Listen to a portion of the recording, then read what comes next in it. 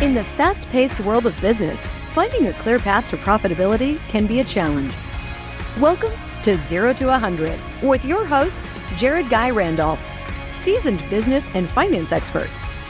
Tune in for actionable insights and strategies to accelerate your business success.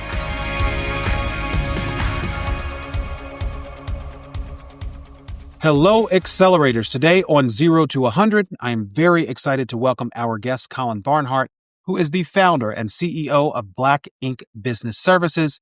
They do everything from managing your finances to HR through compliance for businesses.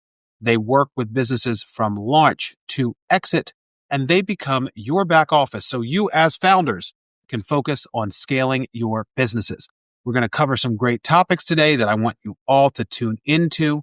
We're going to focus on improving your financial forecasting, what the difference between a CFO who is interim, fractional, and full-time, and what you should expect for them, how to take and when to take capital distributions, and most importantly, how to have good financial hygiene for your business.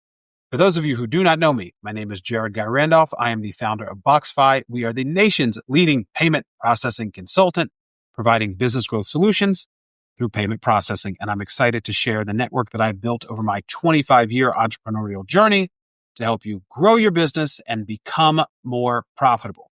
Ladies and gentlemen, let's accelerate together. Colin Barnhart, thank you for joining us on 0 to 100. How are you today, my friend? I'm good. Thank you, Jared. All right. Tell us what is good. Our audience of entrepreneurs and business owners, tell us more about your business and your philosophy on management. Sure. Black Ink Business Services was founded. Next month, we will be 18 years old, which is quite the milestone that makes me feel old.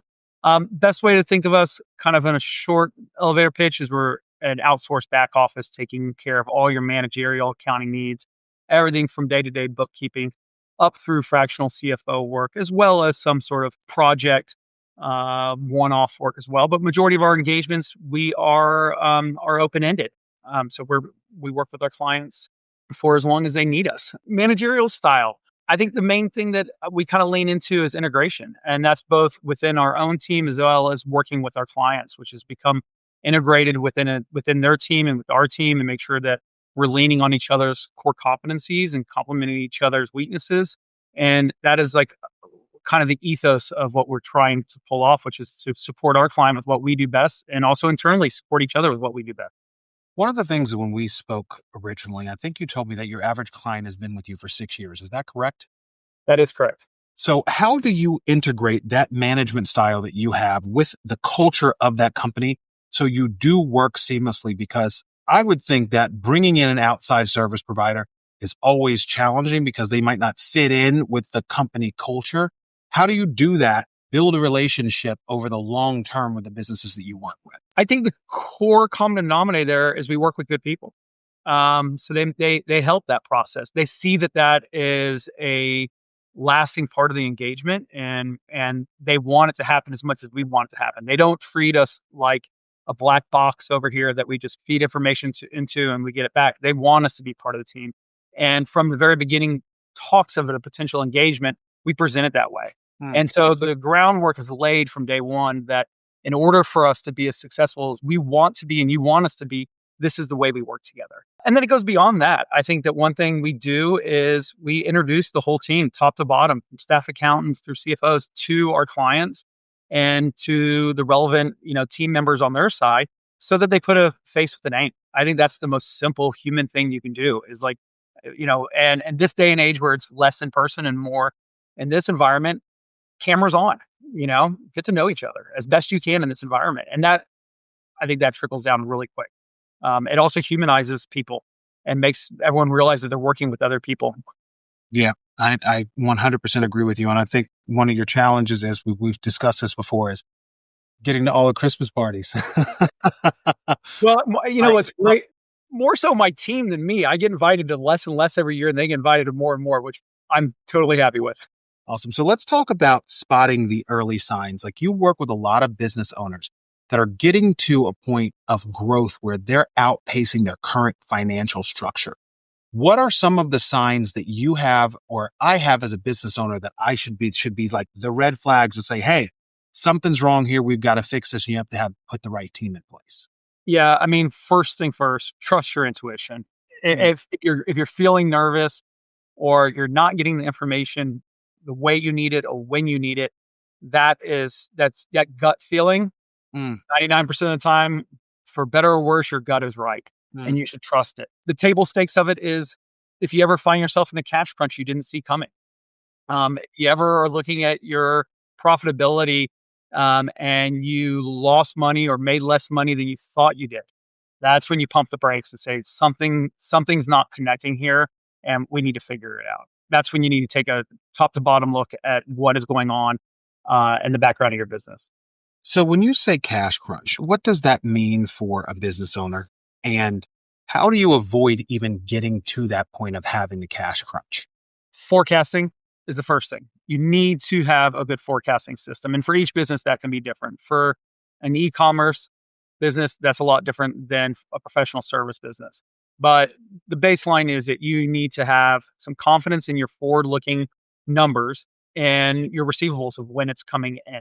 Mm, From that, the cash crunch can look a couple of different ways for a couple of different companies. The scariest one is that you wake up one day, you think that enough receivables are coming in to cover payroll, and they don't show up one day. That's where, you need to figure out how to build a bridge really quick, and that could be a line of credit or a shareholder loan or whatever that may look like. That's a really unfun because that's a reactive a position that as a business owner you want to avoid at all costs. mm, The more proactive way is that let's say that you typically have 3 months worth of working capital or 6 months worth of working capital in your business with good forecasting and some methodology behind it that everyone agrees to and so big reality checks of when things are actually going to happen. You should be able to see that distance between you and that day it's always getting pushed out is getting shorter and shorter. mm. And that's where good forecasting and good business intelligence can say, okay, what do we do now? How do we be proactive about, bridging this gap? I use the analogy a lot of building a bridge in Cash Crunch. And the reason I use that analogy is to make sure that my clients don't build a bridge to nowhere. We've got to know how long, is it just a receivables? Is it just a seasonality thing? What's going on? You never want to put yourself in a position where you have to put good money up in bad either. So would you say that forecasting is looking backwards of what you've achieved in prior quarters and projecting forward based on that forecast, what you've done in prior quarters? The art of that is marrying that with your new business. That's Is you need to be able to say, here's historically what we've done, here's what we know we have, here's our committed revenue. This is where the art comes into play. And you need to be talking to different stakeholders within an organization because your salespeople are going to be different than your ops people, and your ops people are different than your senior management. And there's usually a reality check between all of them of what we want to bring into the forecast. And that's the confidence of this forward-looking data. Mm. Projects that you might be selling into, new SKUs if you're a product level person, what's going to actually happen in that world. And then you can have a sales goal, which is a type of forecasting, but that informs but should not be also your cash forecasting as well. Mm, mm. I look at it in terms of our business and the payment processing side. All our business is referrals. Our referrals come through our channel partners that we have, and we can project basically the number of channel partners that we sign on, how many client referrals that we'll get moving forward. So, let's say we've got 100 channel partners and we add 10 channel partners on a monthly basis. We're able to go, for each channel partner, we know we're going to close 2 more clients, each channel partner that is new. And then we have a trajectory based on 3 months, 6 months, 9 months, 12 months and beyond. So that has helped us in terms of tracking. And I find that some businesses struggle with that. But I mean, there's some businesses that are great. We spend X amount in ad revenue. We know we're going to get X return in terms of clients. But marrying the two of those, that's a very interesting balance that it's important for businesses to have someone, if they don't know how to do it, if they're not an expert, have someone like your company help them create those projections. I think to dovetail off that, validation. You need to be constantly validating that. To use your example, that can change, right? Especially right now with the economic environment that we have going on right now. What your kind of deal to cash, if you will, kind of cycle, it can change drastically with outside forces, right? What is typical today can be atypical tomorrow. And we have definitely seen that as of late. And we need to bake that into some of our forecasting as well. Mm, very interesting. So let's talk about when the system breaks. And what I mean by that is when you have operators of a business that might have shadow books because they're not necessarily confident that the books their team are currently producing are right. How do you deal with that? And why does that happen? It usually happens over a period of time. It's usually that eroding of confidence in the numbers that an owner, founder, stakeholder, whatever that's responsible for that is having. And so they're having to start off doing it themselves.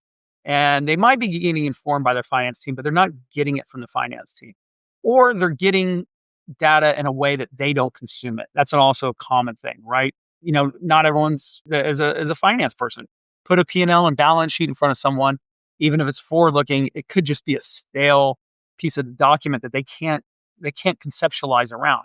So what we do is we try to get in there and understand why they're doing it and what they're actually looking at. And that's one of the things I very early on in engagement say is like, show me why you do it this way. Let me understand it. I'm not going to like, there's some basic things that we want to do with all clients, of course, and compliance is compliance and tax is tax. But around business intelligence, I'm like, how do you want to see it? What informs a business decision for you? Is it shapes and colors or is it percentages and lines? Like we want to speak to our client in a way that they're going to consume that information. So that's a lot of times where that happens. Or they've outgrown their current team and their current team could be just to no fault of their own, a part-time bookkeeper that comes in once a week or once a month and is always being an after the fact capture of data. And their after fact bookkeeping is now becoming a problem because they need information today and they're unable to get it and they need to grow that part of their business.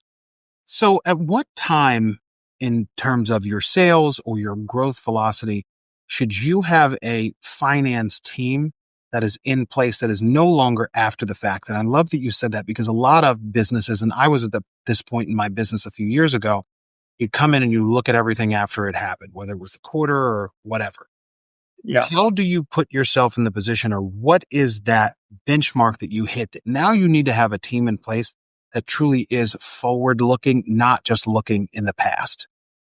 Yeah, the benchmark's not a number, is unfortunately a feeling, which is I feel like I can't make a decision as fast as I need to make the decision. Ah, interesting. And that feeling, and if you're a business owner or founder, you've felt that feeling at some point in time where like an answer to a question, and I don't know, I might not even know the question, but I feel it. Sort of going back to what you're saying, like what is that gut intuition? Hmm. It's that moment in time, and then taking a step back from your own business and saying, okay, when I was so close to it, maybe because it was smaller, maybe it was less complicated, I can make these gut decisions that I now don't trust because I need data to back them up. Hmm. That's another like a good tell that something else is happening there where you need a little bit more real time decisions.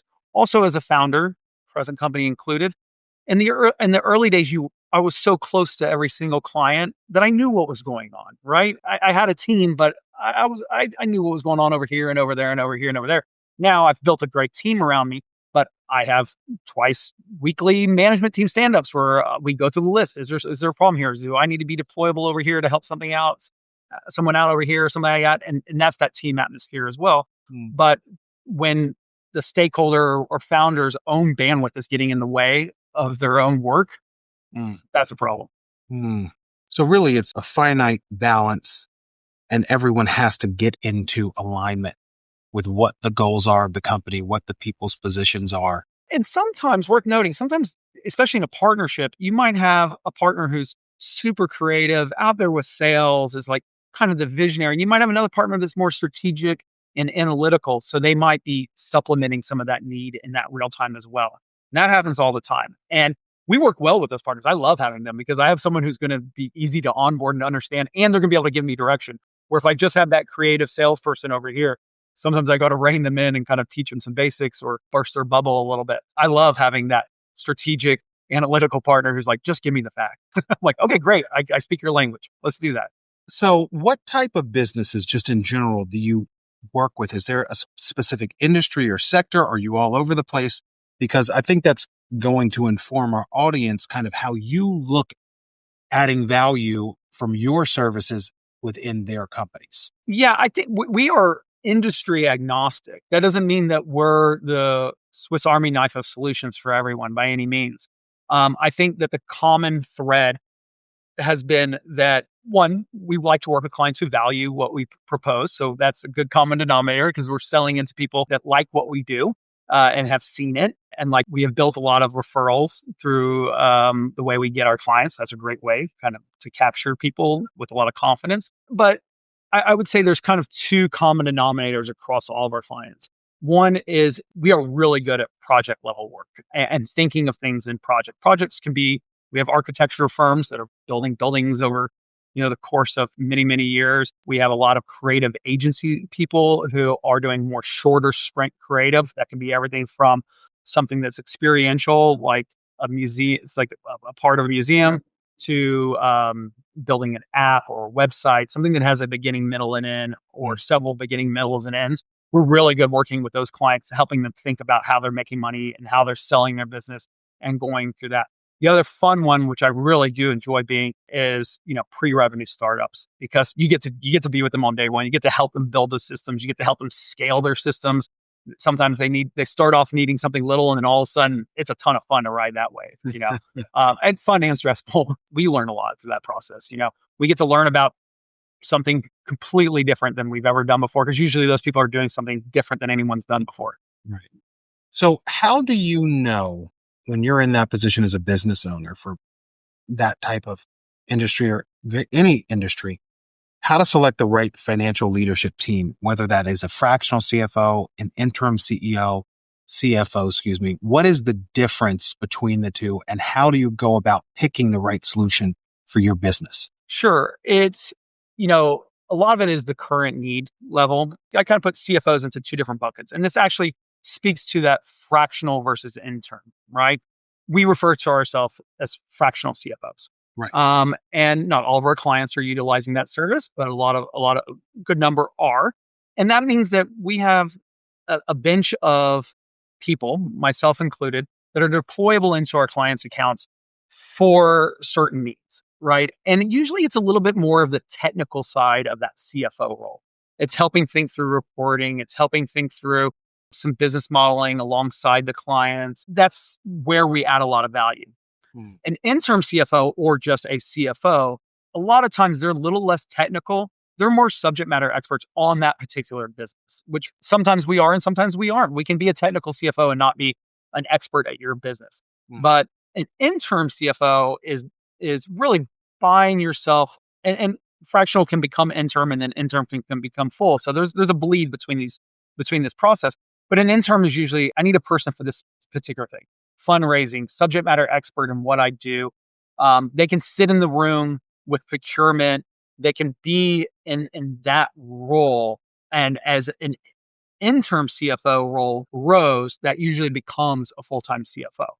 I have plenty of clients that are, 50 to 100 million in revenue and probably never need a CFO. They need a director of finance. They need someone who can do some of that procurement. They need someone like us to help supplement them on the technical side. And then there might be some other partners that are supplementing some of those competencies that might be needed by that. And the needs shift. We're the first ones to go to our clients and say, hey, it's time to bring some of this in-house, or it's just fiscally responsible now that you've grown to the scale to bring some of this in-house, and let's figure out how to rebuild that team alongside you. So it's interesting you said if you have a business, some of the businesses you work with are doing 100, 150 million in top line revenue, but they don't need a CFO. What is, if you're a business owner and you're getting to a point of scale, what is the true function of a CFO? If it's not just a benchmark of what your revenue is, why do you hire them, and what are they supposed to do for you from a full-time standpoint? A full-time CFO should have some level of ownership over the P&L, over what drives profit and expenses. They should have a level of ownership over that process. That means there might be a dotted line or a direct line in management to some of the revenue officers or salespeople or people that are forecasting that. But they should be not just informing the rest of the management team, they're part of that team. They're pulling levers and pushing buttons. That is that level, right? That is not just someone who is gathering information, giving opinions, doing those other things. That is someone who's owning part of the P&L. Very interesting. Very interesting. So if you are at a point in your business where you're getting to some hyper growth, what are some of the challenges that you should be aware of and get ahead of before they become problems in your financial management? Forecasting. It's going to sound so generic. I know, but it really is forecasting, especially hypergrowth, because we've been there plenty of times. We need to be really careful that we are projecting out revenue as well as, and a lot of times in our world, some of the big expense, either COGS and inventory or people, right? The people that are servicing that revenue. And you need to have a really clear understanding of what your inventory and your people utilization is, and make sure you do not get ahead of yourself. And, that's a dangerous area where you can rev too high and there is a small, mistake made or miscalculation or tariff war or whatever may happen that hits your world that's outside of your control or was outside of your purview, and you are now over your skis.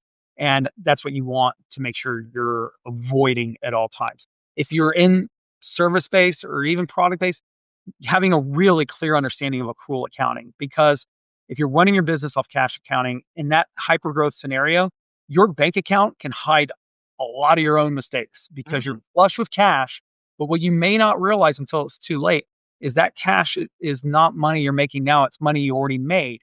So by the time you realize that you have a situation where you're less profitable than you think you are, the red light, yellow light, green light of the bank balance is gone because you have hyper growth. Your revenue's coming in, money's going out, and you lose track of the fact that you are actually depleting capital. And that is something that, and the bank account might still continue to grow, but you're still spending at a different pace, right? So there's a false sense of security that if you're running your business off cash, that's it. So accrual accounting is something that we do nearly on day one with 90% of our clients, is make sure we understand not just how cash comes in and out, but also how they're earning their revenue and how we recognize both their income and their expense. So you said something very interesting. Your bank account can hide mistakes. What are some of the mistakes that you see when they're based off of cash accounting? Margin pinch. They don't realize their true margin, and it's regardless of business line. They are growing really quick. They see their bank account. They also tell themselves that money they're spending is an investment, whether that be in inventory or in people, and they lose track of what the true margin is of their business, right? If a business is growing or contracting, as long as you're recognizing revenue and expenses and you are looking at your income statement and your forward and past looking income statement and you're trending up in profitability, you're going to be okay. That's if you have a cash crunch. Maybe it's a receivables issue. Maybe it's you need to outlay some capital for inventory that's already secured. That's a fine reason. That's a good reason to draw down on that line of credit, because you know when you're going to repay it because you have it forecasted out and you know your margins are healthy. Cash accounting, it's really difficult to be able to actually point your finger at that and say, here's what's going on. So give me an example of a client that you've worked with where they were having challenges with their margin and how you came in and fixed it.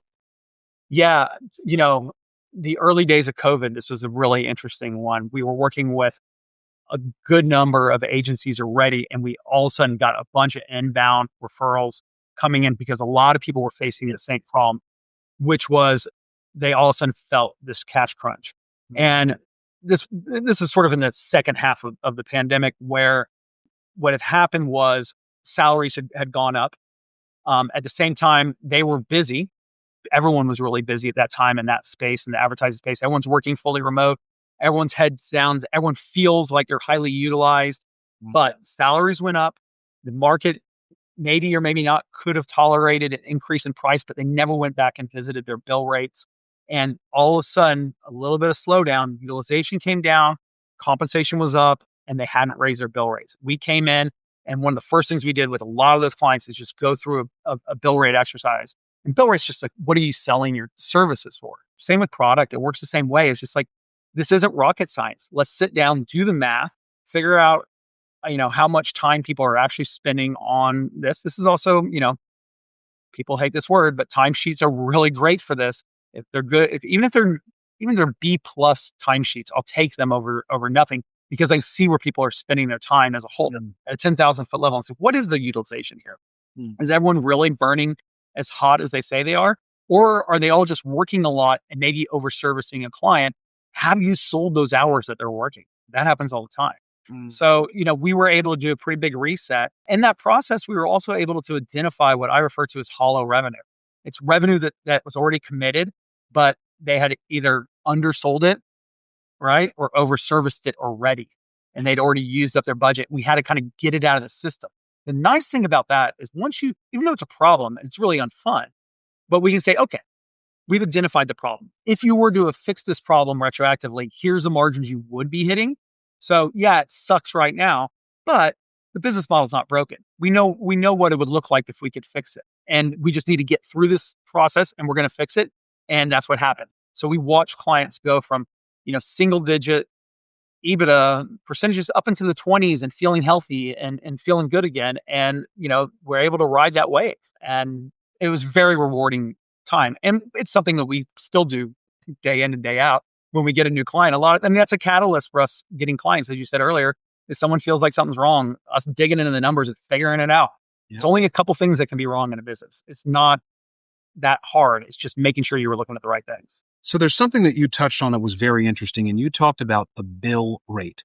So the product or service, what you're charging for it today versus 12 months ago, 12 years ago.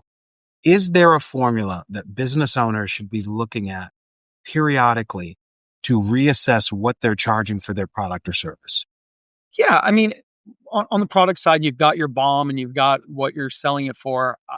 Just staying so close to that number and making sure what your markup is and what the market will tolerate, and then backing that into your full P&L so that you have your below the line, quote unquote, non cost of goods expenses worked into that number so you know what you need to sell to be profitable. Selling people's time is not that different. The problem with selling people's time is usually there's a mix of people that were hired at different times at slightly different rates, maybe selling their services at the same time, or you're bidding it out at the same time, making sure you're being honest with yourself of what that number is and how many hours you expect that person to really work, right? And that level of honesty with a little dose of, pessimism is a good approach. So can you build how would you feel? Let me ask a better question. How would you feel if a company said, no matter what we sell for our product, we want to make a 20% margin? And then everything that they do, from negotiating the widgets that help them create that product, to what they're paying their employees, to their marketing costs, their shipping costs, etc., inflation, they're backing into that 20% margin. Do you think that is a way in which a business can look at Yes, making sure they're getting to the right margin? Yes. And especially in the service industry with that as well, because both product and service, what I like to, and we kind of use different nomenclature for different clients to speak their language. As I mentioned earlier, we really want to come to them with a way they think about it. But I think about it as sort of an overall company capacity. Okay. And this is like going kind of usually back to like, hey, let's go back to that business model that you scratched out the first time when you started this business. Is like, hey, like, what if we did everything right? How much money would we be making? Start there. And to your point, if that number needs to start at 20%, which is a good place to start, what does that look like? And then what hurdles do you run into that? And it's a good litmus test. You're like, wait, that's impossible to do because of X, Y, and Z. Okay, why is it impossible? Because we can't sell it for that much. Okay, then let's stop there, work on that, and then come back to the other one. Or we pay our people too much. Okay, well, do you have too many people? Is there some hard conversations that need to happen? And working back on that. But I love that idea. It's kind of revisiting your original business plan, if you will. Yeah. So if you are a business owner and you want to pad your company or protect your downside, what should you have in place in terms of your cash on hand, lines of credit, equity, whatever it may be? How do you create the right mix for a business to make sure that if things, products, sales, service requests go down, or the cost of goods go up and you can't exponentially increase your prices right away? How do you pad yourself or protect yourself from those type of things? And is there a specific equation you like to use to make sure they have enough money to combat against that? Yeah.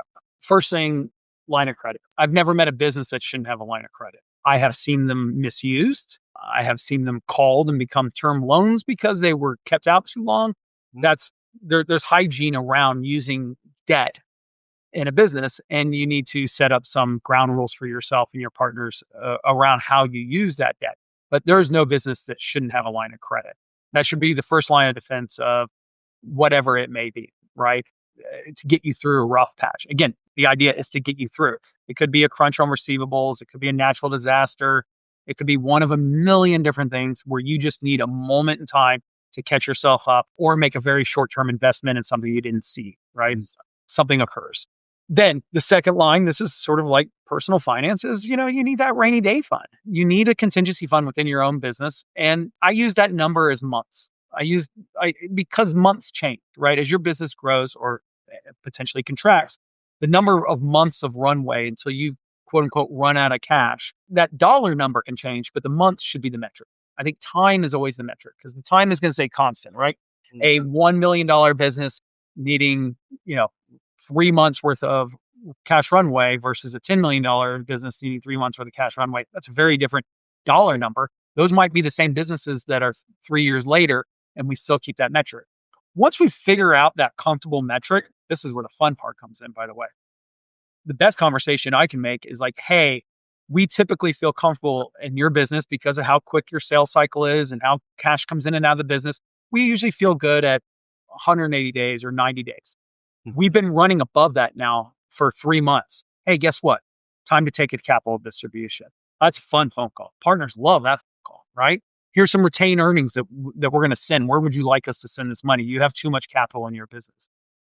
But if you're not tracking against that, you also then, especially between a partnership, that conversation feels very unstructured of when to take money out.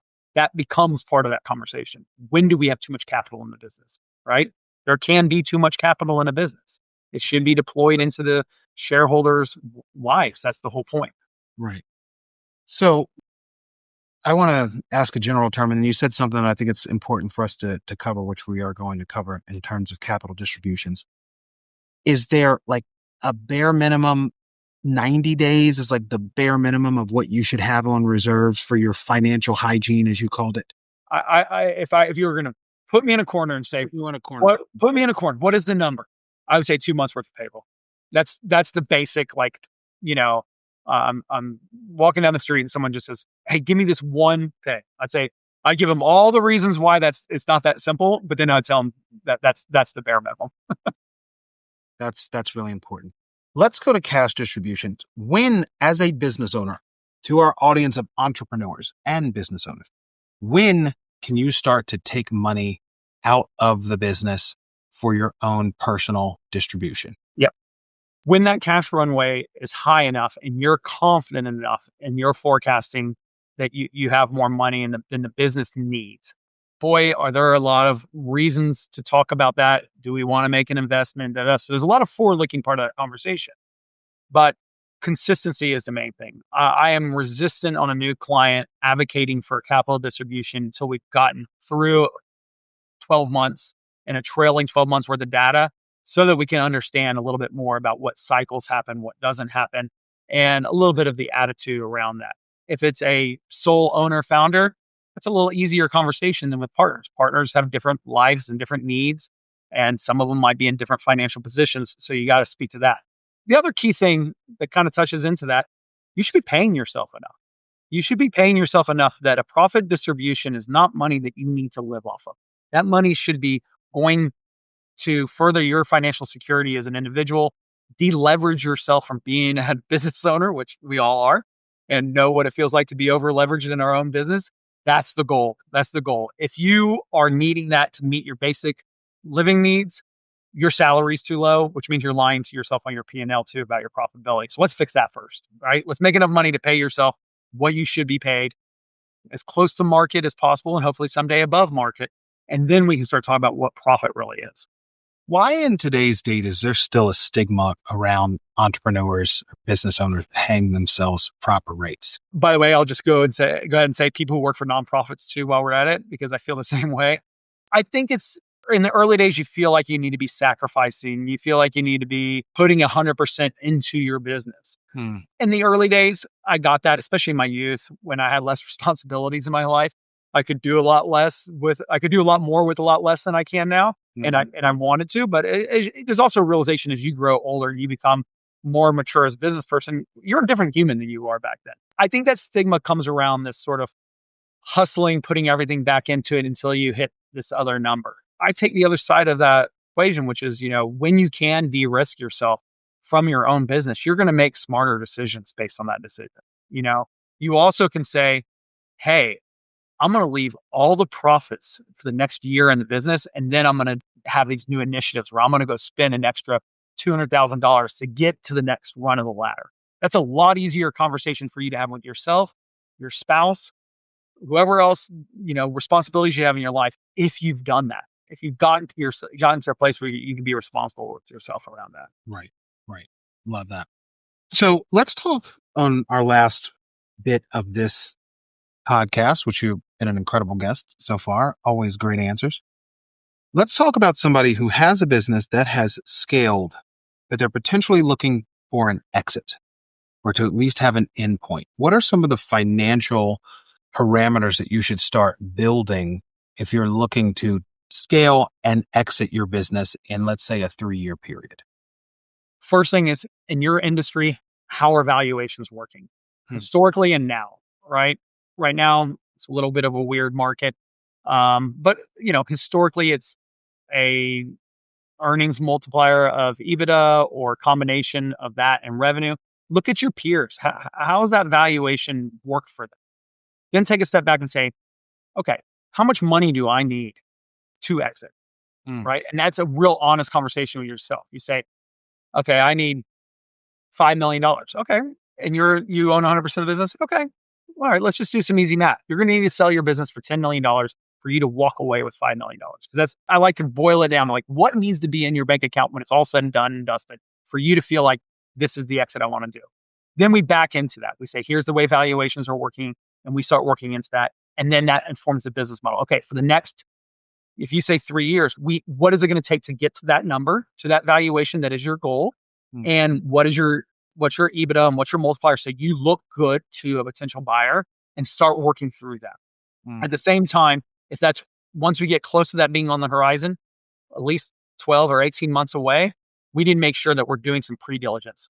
Let's start building a data room. We know what's going to be asked of you once you sign that LOI. We know what's going to happen when we're in the room. The more prepared we are for that transaction and those requests, the quicker we're going to be able to respond. If you're Johnny on the spot in that due diligence conversation, you are going to take a lot of the wind out of the ability for someone to negotiate against you, right? You never want to be negotiating against yourself. Your LOI has some basic information about how you're going to value the company, what the deal looks like. Is it cash? Is it equity? Is it a mixture of both? Is there an earn out? All those things are spelled out. When you're in due diligence, if there's delays or, let me re-show you something or restate something, you're just giving someone wonderful leverage on you. So we want to start thinking that way early on and making sure that everything's tight. And a lot of times early in our engagement, if someone were to come to us like that, we do a pretty deep dive on the balance sheet. That's usually where mistakes are hidden, right? It's not in the P&L typically, but the balance sheet, they either have some stale inventory that's been sitting on there forever. You're like, you know what? Take the hit today. Let's take that hit. Let's take the tax write-off. Let's get it out of the system year one so that in year 3, when they're looking back at 2 years data and you don't have this giant asterisk of like, why did you lose money in this quarter? Oh, we had all this inventory that's been sitting on the balance sheet forever that we should have written off because it's never going to be sold or was never counted right or whatever it is, right? Clean that up. Take your licks, take your medicine, move on, have a good foundation. What do you do with accounts receivable? Because I've seen this happen actually with some friends of mine who have sold their companies where the accounts receivable didn't perform or they didn't collect on them, the individuals that they sold the companies to. and then they came back and tried to renegotiate their payouts. How do you deal with something like getting ahead of making sure your accounts receivables are buttoned up? Yeah. There's two sides to that. One is in the deal itself. Make sure that we're thinking through and your advisors are thinking through the working capital calculations and how you're holding money in reserves when you sell the business. That's where that's going to live. It's in your working capital at the moment of sell. So just one-on-one, when you sell the business, there's this line in the sand that we need to figure out what money is the business's prior to the sale and after. And there's a cleanup down the line that we do that. So one, make sure that you have negotiated that in a fair but healthy way in your own interest, so you're not leaving too much risk out there. Right. The other thing is earlier on, identify risky AR. You typically know the ones that you're not collecting on, right? And I would rather, especially if you're a accrual tax filer, which most businesses should get to as quick as they can, I'd rather take that write-off now of something that's uncollectible. If it's collected in the future, you can then recognize it. Now, that's when you're approaching a sale, you need to be a little bit more careful about writing off that bad debt. But earlier on in the business cycle, there's nothing wrong with writing that down. You're just lying to yourself if you're leaving it on AR anyways. Take the hit, get the tax benefit of it now. If it happens to come in 2 years from now, we'll recognize the income right then. That is completely appropriate. That is sage wisdom. All right, Colin. So the last question before we get into our rapid fire section is, if you are a business that is at that point of exit, I think this is really important, and it's some advice that a very good friend of mine gave me. How do you financially, beyond just the operations of the business, make yourself irrelevant to the business when you're trying to sell to someone? Yes, I think especially in my business, there's a reason why my name is not in the business name. First off, one, to make sure my own ego isn't too tied in my own business. Two, so they can live on without me. I think that as you grow, surround yourself with managers who are better at the business than you. They might have different core competencies. You're not necessarily trying to replace yourself every day. You want to be important. You want to show up to work and you want to be valued. But the nuts and bolts of the business, the table stakes side of your business, should not be dependable on you solely. It needs to be able to run while you're on vacation. By the way, it's a great feeling when you get there. And sometimes people hold some parts of their business a little too dearly because they say, "Oh, I own this. I need to be a part of this." That's a fallacy. You need to get beyond that. The value of the business is the business itself. It's not your contribution solely to it. And making sure that the whole sales cycle from revenue through can't exist without you. Doesn't mean you're not adding value. Doesn't mean you're not an important part of it. But it's got to be able to exist without you in the mix. Love it. All right, my friend, time for the rapid fire section. You ready? I guess I am. Let's go. Coffee or tea? Coffee. Who wins the race, the rabbit or the turtle? Rabbit, only because I used to have rabbits. Oh, God, we got a lot to talk about. I did too. Yeah, there's a whole story behind that. I did not intentionally go buy a rabbit. One found me, which is a fun story. There is a zombie apocalypse. You have to get out of your home, protect your family. What will be your weapon of choice? Zombie apocalypse. My weapon of choice is a big, heavy, fast car. All right, I love it. Do you have a favorite quote that you think about often in business? 2, luck is the residue of design, which I don't know where that came from, but it was framed in my kitchen by my father and it lived there. And I think it might still be in one of his kitchens somewhere. The second is, let me try not to butcher this quote, and I am paraphrasing it. You can Google who actually said this. It was some military genius. No battle was ever won without a plan. No battle was ever won according to plan. Ooh, that one's good. I love it. Be nimble, baby. Be nimble. Yep. Do you have a coach or mentor? I have no formal coach, and I have a lot of informal mentors. I love that. Dead or alive, if you could have dinner with anyone this evening, who would it be and why? My grandmother. Yeah, my grandmother. And she's dead, by the way. I have a lot. She was a very interesting woman, and I have a lot more questions to ask her that I never got a chance to get the answers to. That's awesome. So in 2025, the second half, because my God, it's almost June. True. Are there any techniques for saving capital and protecting your downside in your business that you would give the audience? Wow, you are pulling parts of meetings I've had over the last couple of weeks.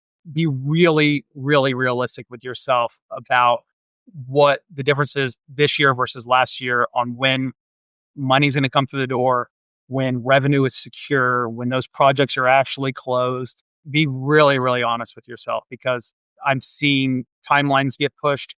I'm seeing sales cycles take longer. And in order to do that, you need to be really honest with yourself. And there's probably some tough decisions about how to preserve that capital and how not to spend it is what that means. Great wisdom. And the last question, my friend, what is the biggest obstacle that you had to overcome personally to build the success that you have today? My OCD.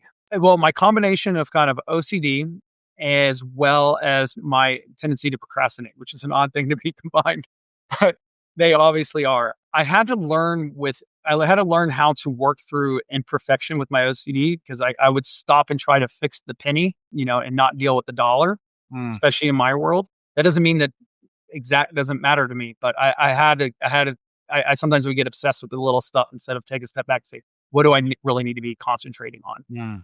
Procrastination, the other side of that coin, is figuring out for myself how to deal with my own workflow and be myself in that. I love it. Well, you've built something that's very successful with 18 years, which means almost 20 years in business. So congratulations, my friend.